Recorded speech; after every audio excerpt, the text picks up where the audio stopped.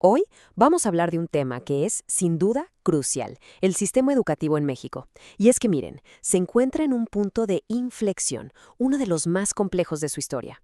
Vamos a desglosar los retos, tanto los de siempre como los más recientes, y también las propuestas que están sobre la mesa para darle un nuevo rumbo. Y para que nos demos una idea de la magnitud del asunto, esta frase lo resume todo. No estamos hablando solo de los problemas que ya conocíamos, los históricos, no. A eso hay que sumar el impacto de las crisis más recientes, que vinieron a hacer todo pues más grande y más urgente.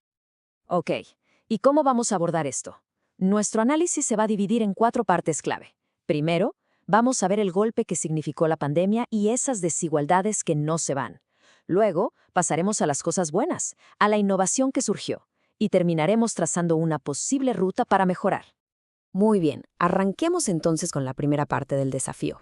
Es importante entender que la pandemia por COVID-19 no inventó los problemas del sistema, para nada. Más bien, actuó como una especie de lupa, un catalizador que nos mostró, de una forma bastante dramática, todas esas debilidades que ya estaban ahí. Entonces, ¿cuál fue el detonante? Pues el cierre de las escuelas.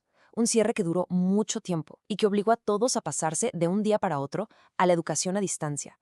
La realidad es que el sistema, en su gran mayoría, simplemente no estaba listo para un salto de ese tamaño. Y claro, eso trajo un montón de consecuencias. Y bueno, las consecuencias se sintieron de inmediato, casi como un efecto dominó. Por un lado, vimos pérdidas muy claras en el aprendizaje y un rezago educativo que creció muchísimo. Pero el golpe no fue solo académico, ¿eh? También hubo un impacto socioemocional muy fuerte en los estudiantes. Aumentó el riesgo de que dejaran la escuela y, por si fuera poco, la famosa brecha digital se hizo todavía más grande, afectando, como siempre, a los más vulnerables.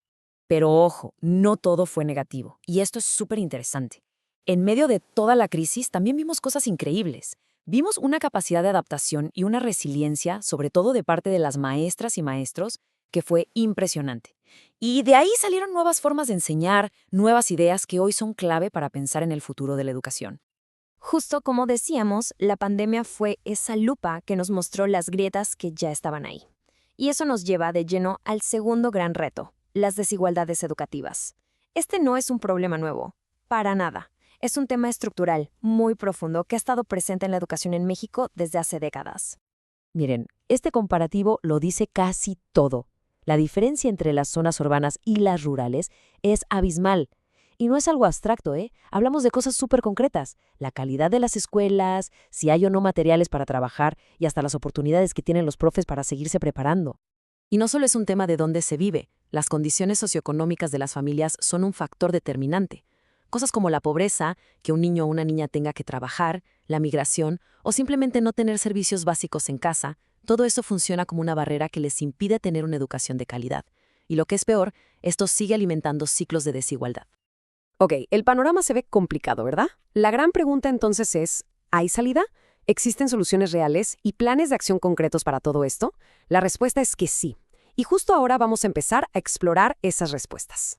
Perfecto. Entremos ahora a la segunda parte de este análisis, que es la respuesta.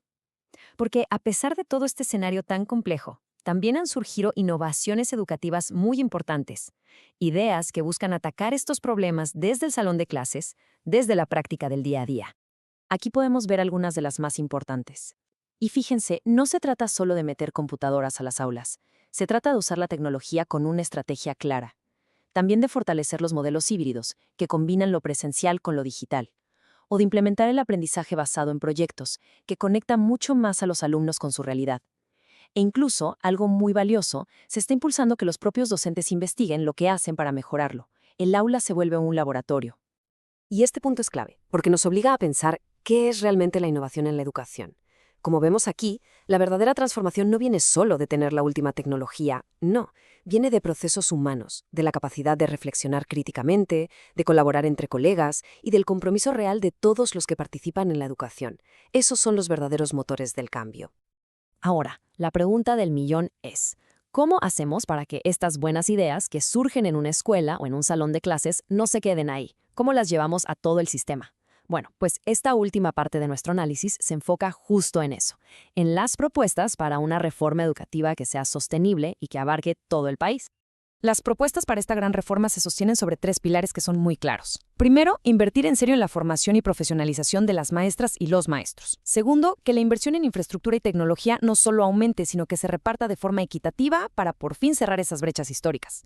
Y el tercero, que es como la regla de oro, que cualquier decisión, cualquier política ponga siempre en el centro el aprendizaje y el bienestar de cada estudiante. Para lograr todo esto, claro, se necesita un cambio en cómo se administran las cosas. Se necesita un modelo de gestión que no sea tan rígido y centralizado, uno que sea más flexible, más participativo, que de verdad escuche a las comunidades. Un modelo que entienda y se adapte a la enorme diversidad cultural y social que tiene México. Y la palabra clave para que todo esto funcione es mejora continua. Pero para que no se quede en un buen deseo necesita de 3 ingredientes esenciales. 1. Una evaluación que ayude a mejorar, no que solo sirva para calificar. 2. Que las decisiones se tomen con base en datos, en evidencia real. Y 3. Que exista un compromiso de toda la sociedad.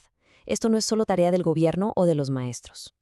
Entonces, para ir cerrando, sí, los retos que acabamos de ver son enormes, son muy complejos, pero también hay que ver la otra cara de la moneda. Representan una oportunidad única, la oportunidad de por fin transformar la educación para que sea ese motor que impulse la justicia social, el desarrollo y la innovación que tanto necesita el país. Y nos despedimos con esta pregunta, que en realidad es una reflexión para que se quede con nosotros.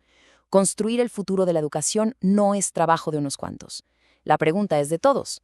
¿Cómo le hacemos para garantizar que todas y todos realmente tengan el derecho a aprender?